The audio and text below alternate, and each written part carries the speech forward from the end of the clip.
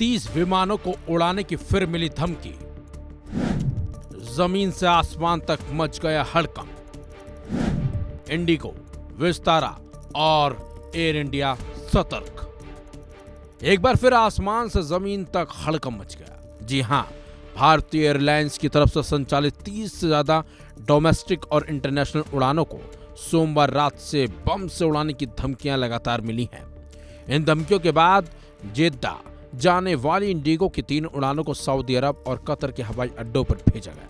मामले से जुड़े सूत्रों ने बताया कि इंडिगो, विस्तारा और एयर इंडिया की उड़ानों को बम से उड़ाने की धमकी मिली।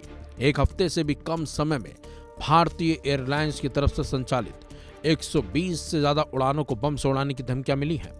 एयरलाइन के प्रवक्ता ने मंगलवार को बताया कि इंडिगो की 10 उड़ानों को सुरक्षा संबंधी अलर्ट मिले।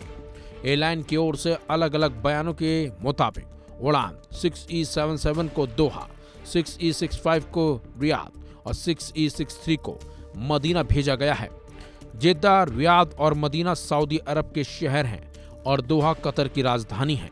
इंडिगो की अन्य उड़ानों को जिन्हें धमकियां मिली हैं उनमें 6E83, 6E18, 6E12, 6E164, 6E75, 6E67 और 6E118 की उड़ान सेवाएं शामिल हैं।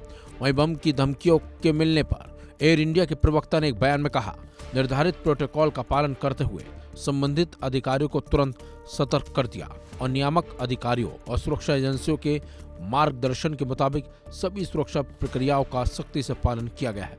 तो वहीं विस्तारा के प्रवक्ता ने कहा कि सोमवार को संचालित उसकी कुछ उड़ानों को सोशल मीडिया पर सुरक्षा संबंधी धमकियां मिली थी। नागरिक उड्डयन मंत्री के राम मोहन नायडू ने सोमवार को कहा कि भले ही बम की धमकियां झूठी हों, लेकिन इसे गंभीरता से लिया जा रहा है। इस बीच सरकार एयरलाइनों को बम की धमकियों से निपटने के लिए विधायी कार्रवाई की योजना बना रही है, जिसमें अपराधियों को नो फ्लाई सूची में डालना शामिल है।